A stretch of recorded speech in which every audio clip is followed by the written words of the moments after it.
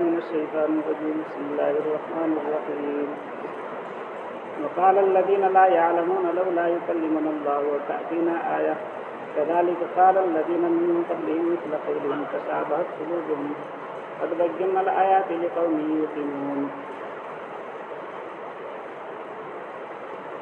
عرب کے جو مشرکین تھے وہ اللہ کی بات کو نہ ماننے کا ایک بہانہ یہ بناتے تھے.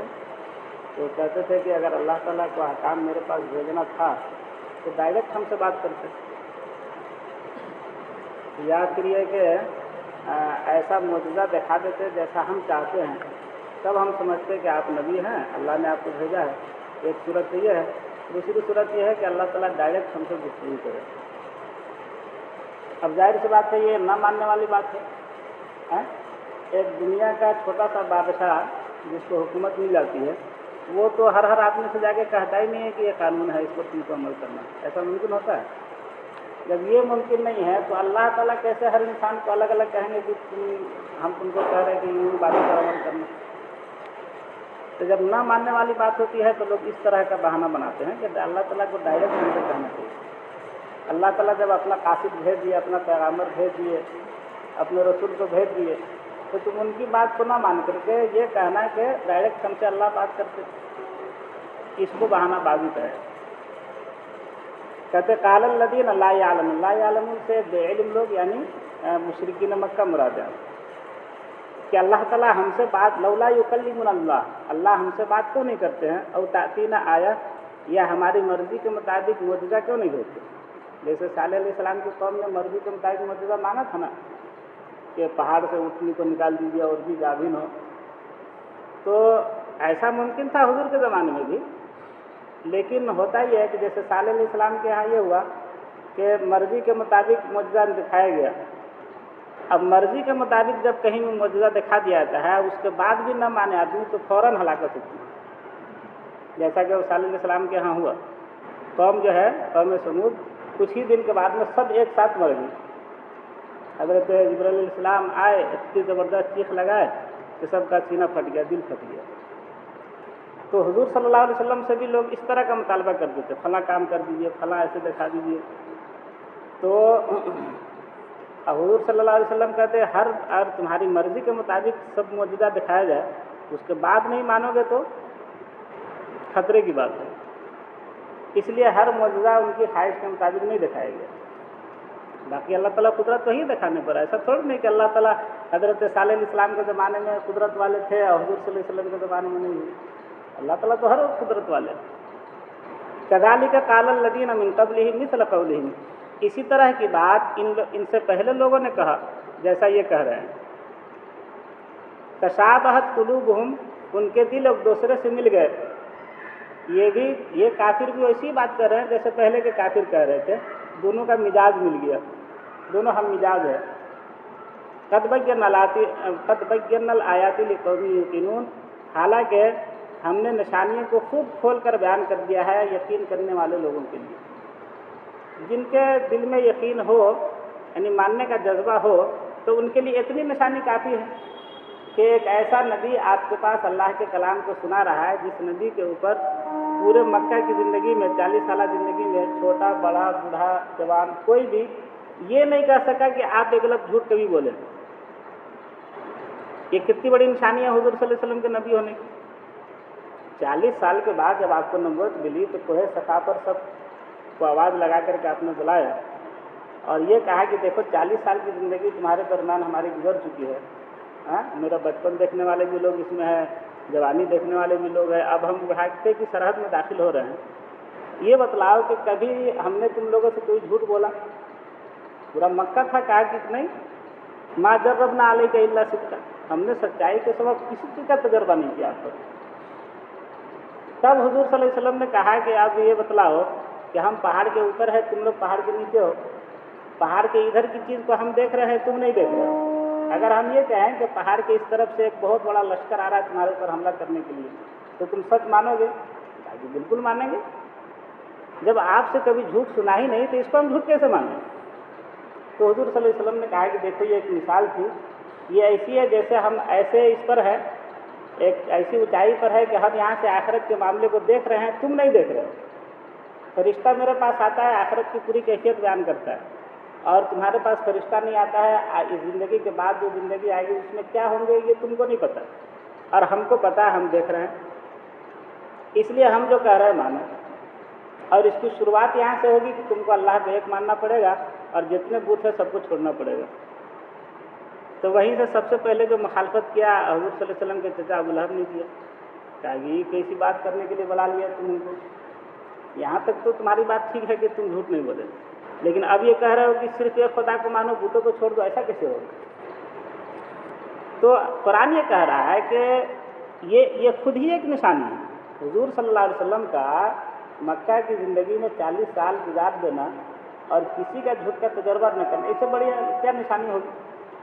हमने आपने किसी में भी कोई आदमी दावे के साथ कह सकता है कि हमारे माशरे में कोई भी आदमी, हमारे समाज में हमको कभी नहीं कह सकता है कि आप फला बात बोले हो, इसे मिस कर गए हो। ऐसा दावा के साथ कोई नहीं कह सकता है कि हम कहीं मिस नहीं किए, कुछ न कुछ बुला जाता है आदमी से। लेकिन हुजूर सल्लल्लाहु अलैहि वसल्लम से मजाक तक में कोई सबूत नहीं मिला किसी को झूठ बोलने। और जब वो अल्लाह की बात बयान करेंगे तो झूठ बोलेंगे। जब इंसानों के साथ हुजूर नहीं झूठ बोल सकते हैं तो खुदा के साथ झूठ बोलेंगे। ये सबसे बड़ी निशानी है इस बात की कि ये कलाम अल्लाह की तरफ से आ रहा है। अब उसमें ये कि अल्लाह को दिखा दिए तब मानेंगे, मौजूदा दिखा दिए तब, इसी ये क्या मौजूदा नहीं है? तो कुरान ने कहा है कि यकीन करने वाले लोग के लिए तो इतनी ही बात काफ़ी है। आज जो न यकीन करने वाले हैं कहते कि अल्लाह को दिखाइए। अल्लाह की तजल्ली को जब हज़रत मूसा अलैहिस्सलाम नहीं देख सके तो अल्लाह को हम और आप यहाँ की आँख से देखेंगे? दुनिया की आँख में इतनी ताकत नहीं रखी है अल्लाह ताला ने कि अल्लाह ताला का दीदार कर सके। हाँ, जब अल्लाह का फजल हुआ, करम हुआ, हम लोग जन्नत में पहुँच गए तो जन्नत में अल्लाह का दीदार होगा। और इसमें कुरान में है वजूह यौमइज़िन नाज़िरा इला रब्बिहा नाज़िरा, कि बहुत सारे चेहरे उस दिन तरोताज़ा होंगे, अपने रब को देख रहे होंगे, रब का दीदार होगा, लेकिन जन्नत की आँख से, दुनिया की आँख से नहीं। हुजूर सल्लल्लाहु अलैहि वसल्लम से कहा जा रहा है, एक तसल्ली की बात हुजूर से कही जा रही है कि जो कुफार कह रहे हैं ना कि हमको अल्लाह दिखा दिए तब मानेंगे, या ऐसा मुझे दिखा दिए तब मानेंगे, हुजूर सल्लल्लाहु अलैहि वसल्लम को अल्लाह ताला करे कि देखिए आपका काम सिर्फ बतला देना है कि ये मानोगे तो अगली ज़िंदगी तुम्हारी अच्छी गुजरेगी, नहीं मानोगे तो खराब गुजरेगी। एक जन्नत का रास्ता है, एक जहन्नम का रास्ता है। आप जन्नत की खुशखबरी लोगों को दीजिए मानने के नतीजे में, और जहन्नम से डराइए न मानने के नतीजे में। इससे ज़्यादा आपका फरीज़ा नहीं है कि आप ज़बरदस्ती किसी को ला ही दे इस पर कि नहीं तुमको मानना ही पड़ेगा। ये आपका काम नहीं। इन्ना अरसलनाका बिलहक़्क़ि बशीरन व नज़ीरा, हमने आपको हक देकर भेजा, खुशखबरी देने वाला, डराने वाला बनाकर। आपका काम खुशखबरी देना है, मानोगे ये खुशखबरी है, जन्नत में ये नेमतें मिलेगी, नहीं मानोगे तो जहन्नम का यही अज़ाब है, इससे डरना चाहिए तुमको। उसके आगे ला तुसअलू अन अस्हाबिल जहीम, आपसे जहन्नमियों के बारे में नहीं पूछा जाएगा। मतलब आपको नहीं कहा जाएगा कि फला आदमी आपके नबी होते हुए जहन्नमी कैसे बन गया, जहन्नम के रास्ते पर कैसे चला, ये आपसे पूछ नहीं होगी। आप इसके जिम्मेदार नहीं हैं। आप खाली इसके जिम्मेदार हैं कि आप पूरी बात खोल करके सामने रख दें। मानना ना मानना उसका काम है। अगर कोई नहीं मानेगा तो आप उसके जिम्मेदार नहीं हैं। उसके जहन्नमी होने के बारे में आपसे नहीं पूछा जाएगा। स्कूल में, कॉलेज में, मदरसे में तो उस्ताद से पूछा जाता है कि फला बच्चा कैसे फेल हो गया, है ना? आप तवज्जो नहीं देते हैं, आपके यहाँ पढ़ाई ठीक नहीं होती है, यहाँ तक तो है। लेकिन ये कि वो हिदायत पर आया कि नहीं आया, नबी से कहा जा रहा है कि आप हिदायत पर लाने के जिम्मेदार नहीं है। कुरान में दूसरी जगह अल्लाह ताला ने फरमाया इन्नका ला तहदी मन अहबब्ता वलाकिन अल्लाह यहदी मन यशा, आप जिसको चाहें उसको हिदायत दे दे, ऐसा नहीं बोला। लाकिन अल्लाह यहदी मन यशा, लेकिन अल्लाह जिसको चाहेगा हिदायत दे। इसलिए तो नबी नबी हैं, खुदा नहीं है। नबी में खुदा में फ़र्क है। खुदा जो चाहे कर देंगे, नबी जो चाहे कि फला आदमी इस्लाम कबूल कर ले तो कर ही ले, मुमकिन नहीं है। कर भी सकता नहीं कर सकता।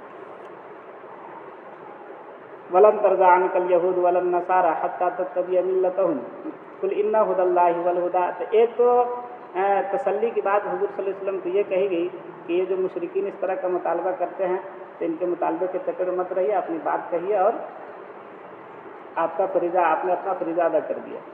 दूसरे ये कि यहूदों और नसारा को भी आप दावत देते थे। तो यहूदों नसारा जो है वो तो चूँकि आसमानी किताब पढ़ने वाले लोग थे, تو وہ کہتے تھے کہ یہ پوری اپنی بات کیوں منوانا چاہ رہے ہیں، کچھ ہماری بات ہی مانے۔ تو حضور صلی اللہ علیہ وسلم کو کبھی یہ خیال ہوتا تھا کہ یہود و نصارہ چونکہ اہل کتاب ہے تو ان سے کچھ یعنی قربت ہماری زیادہ ہو۔ اللہ تعالیٰ نے کہا کہ دیکھیے یہ سب قربت جو ہے نا اس سے کوئی فائدہ نہیں ہونے والا، یہ اگر آپ ان سے قربت کریں گے نا تو یہ اس وقت تک آپ سے خوش نہیں ہوں گے جب تک آپ پورے طور پر اس کے مذہب میں نہیں چلے جائیں، اس لیے اس قربت کا کوئی فائدہ نہیں ہے۔ جیسے بہت سارے لوگ اپنے مسلمانوں میں آج کل دیکھتے ہیں نا، کوئی جلوس نکل رہا ہے رام نومی کا تو اس میں پانی پلاتے ہیں اپنی قربت ظاہر کرنے کے لیے، اور کیا نام ہے اس کا، اس پر بھی آتے ہیں وہ ساون میں جو نکلتا ہے قافلہ وہ سب کا، تو اس کی خدمت کرتے ہیں اپنی قربت، کبھی چھٹ کے اس میں جو ہے وہ شریک ہو جاتے ہیں، یہ دکھانے کے لیے کہ ہم بہت رواداری میں ہیں۔ حالانکہ یہ رواداری نہیں ہے، اتنے سے وہ آپ سے کے ساتھ خوش ہونے نہیں جا رہا ہے، وہ تو خوش اس وقت ہوگا جب بالکل آپ پوجا کرنا شروع کر دیں گے۔